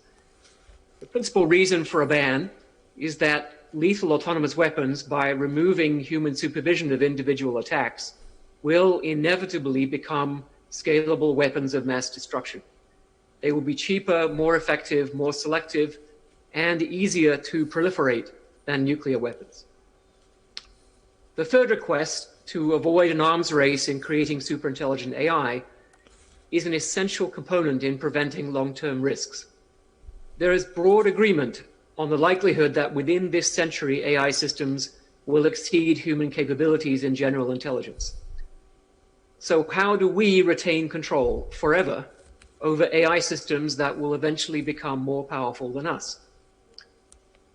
This is a concern that has been raised by Madame Fu Yin, who notes that the Chinese people agree on the threat of the new AI technology to mankind, and states that we should cooperate to preemptively prevent the threat of AI. And Professor Ciolan also mentioned the same risk. Let us hope then that the tech community will stop saying, well, but really bad things can't happen because the grown-ups will take care of it. I believe, in fact, that we need to pursue a completely different way of designing AI systems that makes them necessarily beneficial to humans. I think this is technically possible, but it means entirely replacing the theoretical foundations of AI and the algorithms and methods built on those foundations. Now, if we succeed in creating safe and beneficial general purpose AI, it will, in effect, be a source of essentially unlimited goods and services for all. And at that point, arguing about who has more of what and going to war over it will make no more sense than arguing over who has more copies of a digital newspaper. For these reasons, an arms race is self-defeating. Not only that, it risks losing everything if it leads to cutting corners on safety and losing control over AI. Thank you. Thank you so much, Professor Russell, for your long-term viewpoint about the future of AI and the future of humanity. Let's invite our next speaker, Professor Zhang Yaqin. Professor Zhang Yaqin now serves as a chair professor of AI science and dean of Institute for AI Industry Research of Tsinghua University. But Professor Zhang Yaqin is a well-known name in China for his industrial career. He served as the president of Baidu Incorporation for 5 years, responsible for autonomous driving, cloud computing, AI, and international business. Prior to joining Baidu in 2014, Professor Zhang was a senior Microsoft executive in Redmond and Beijing for 16 years, including the managing director of Microsoft Research Asia, chairman of Microsoft China, corporate VP of mobile and embedded, and the chairman of Asia Pacific R&D. Professor Zhang Yaqin was elected to the American Academy of Arts and Sciences for his seminal contributions to and leadership in digital technology. He's also a fellow of Australia National Academy of Engineering and IEEE. He's an author of over 500 publications, 62 U.S. patents, and 11 books. Now, let's welcome Professor Zhang Yaqin. Many thanks for Professor Liang for that very kind introduction. I also want to thank Madam Fu and the conference organizer for inviting me. The topic of this session is certainly very, very timely, relevant, and critically important. I really enjoyed the previous points by the two panelists, Professor Ciolan and Professor Stuart Russell. I like the 3C that Professor Ciolan has mentioned. It is critical for the two countries and actually all countries to collaborate and cooperate and where there is obviously competition. Also, I remember back was 5 years ago or 4 years ago, Professor Stuart Russell, we were in a panel back in Davos, actually in AI. There were a few CEOs, there are a few professors. We were all excited about the technology and the industry opportunities. I think Professor Russell was the only one who expressed the concern and governance of what AI will bring about. So let me just briefly touch on the three key elements of AI for COVID-19, and hope we have more chances to elaborate when we get to the discussion part. So the first is the role that AI has played or is playing during the pandemic. Overall, and I agree with the two panelists, they're quite valuable, useful, but it's more of a supportive role. And obviously, all the IT technology, the mobile apps, connectivity, and the internet are quite important, for civilians, for tracking, testing, screening, and also data analysis, the news discovery. And some of companies actually use the robot delivery of food, medicine, and goods to patients in hospitals and quarantined families. Those are quite useful applications. In terms of AI, let's be specific in machine learning, it also quite useful in making predictive modeling, data analytics, NLP, and also for fast, rapid, accessible screening. So the viral RNA testing and antibody testing. So it's quite useful, but again, it's supportive. I'll give you more examples, but at the Tsinghua University, the computer science department has come up with a large-scale structured actually double language, both Chinese and English, knowledge graph for COVID-19, the OKG-19, which has been quite popular.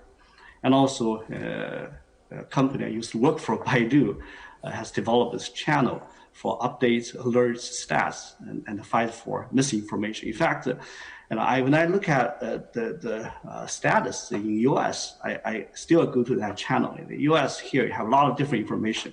But in China, this one set of information is very clear, and it's quite up to date. Also, Baidu developed autonomous vehicles from the Apollo project to deliver medicine, foods to the Haidian hospital, and also does the cleaning and the disinfecting in the hospital where there's a heart for people to access. I'll have more examples. Also, UC Berkeley, Columbia, I'll have different type of applications. So the role of AI plays is important, but supportive, and I think it can play a more important role, and it's more transformative.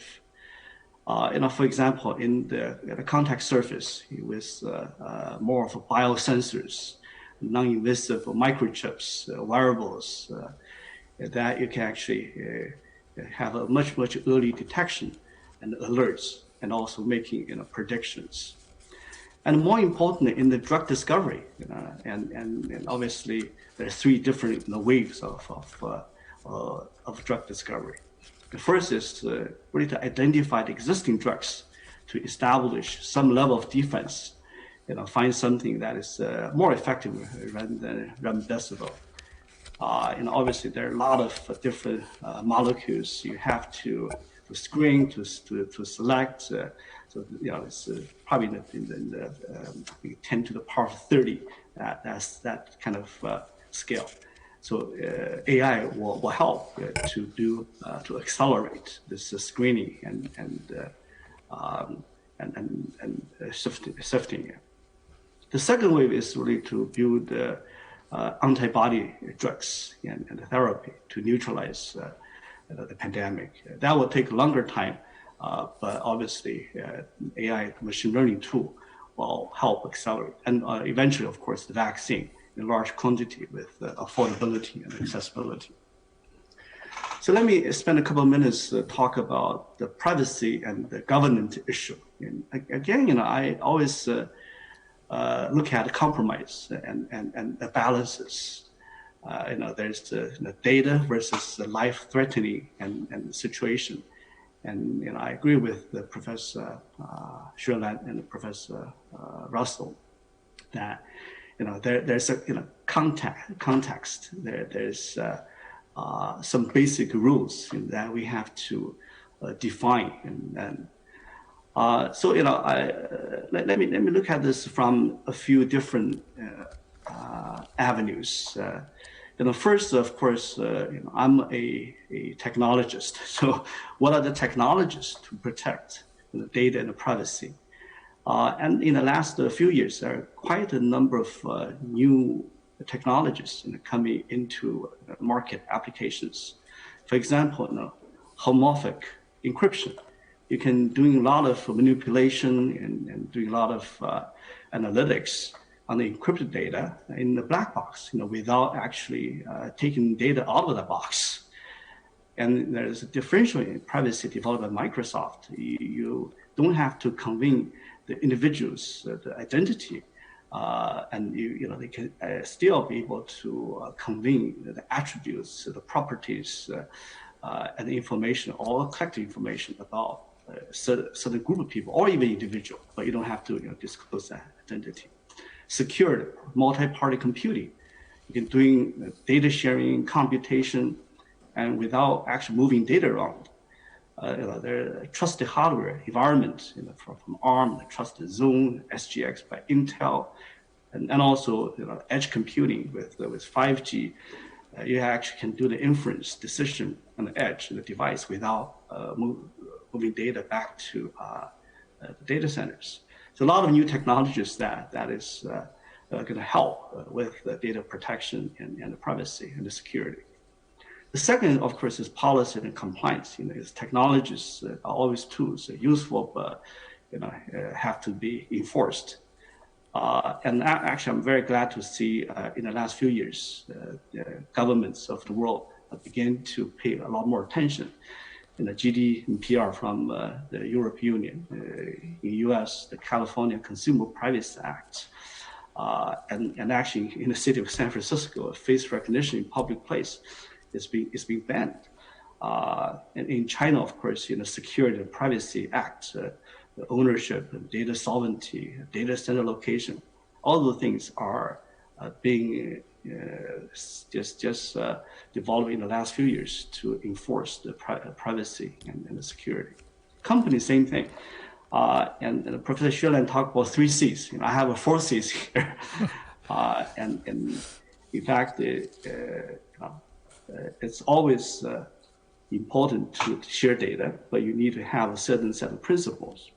The first C, you need to have a communication. You have to let the user know you are using data, access data. And the second, of course, you have to get a consensus from the users. Then you have to have the control, making sure data are used for what is being graded, for the right context. And then there's a consequence if you violate the user's consent, and then what are the consequences and the responsibilities, accountability. And obviously there are a lot of NGOs, academics, and the thought leaders. And I talk more if we have time, and I think but overall, I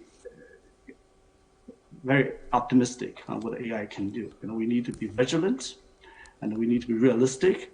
But there are a lot of potential for the technology in the prevention and also the drug discovery of a pandemic. Let me also just make one final comment. And this pandemic is bad as it is. We are actually fortunate.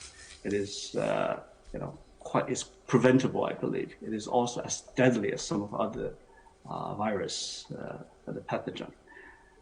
And we are bound to have another one, which is bigger, more deadly. And so this actually put our overall technology, our global response system in test. So it is, to that extent, it's actually, maybe it's a good thing. All right, thank you very much.